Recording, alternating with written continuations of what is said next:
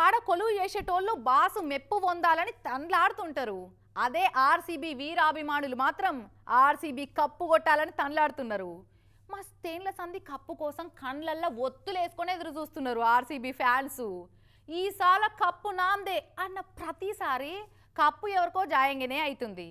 అందుకే ఈ సీజన్లనన్నా RCB cup కొట్టేటట్టు కనకరించు ఎంకన్నా అని ఒక వీరాభిమాని ఏకంగా తిరుమల ఎంకన్న గుడికి పాదయాత్ర వేసుకుంటా పోయినరు.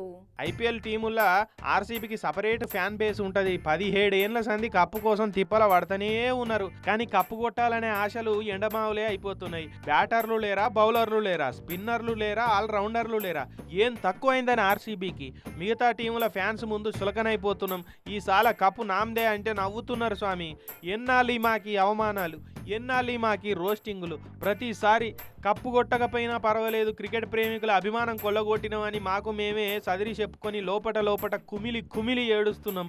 నేను నా దోస్తుగాని తాన తీసుకున్న అప్పు తీర్చుడు ఆర్సీబీ కప్పు కొట్టుడు అయ్యేటట్టు లేదని నాకు పగలే కలవడ్డది. అందుకే ఆర్సీబీ ఈసారి ఎట్లయినా కప్పు కొట్టాలంటే నీ కరుణా కటాక్షాలు మా ఆర్సీబీ మీద నిండుగుండాలి ఎంకన్న స్వామి. నీ ఆశీస్సులతోటి అవతలి టీములు చిత్తైపోవాలి.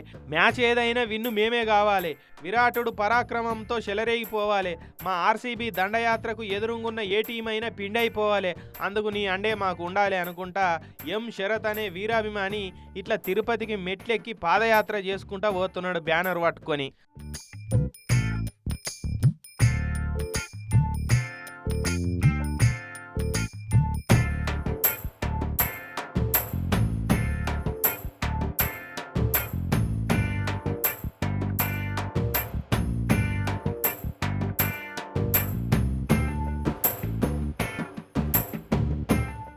ఆర్సీబీకి అభిమానులు కాదు భక్తులు ఉంటారని బ్రదర్ ఏమో ఇట్లా బ్యానర్ కట్టుకొని కొండెక్కుతున్నాడు.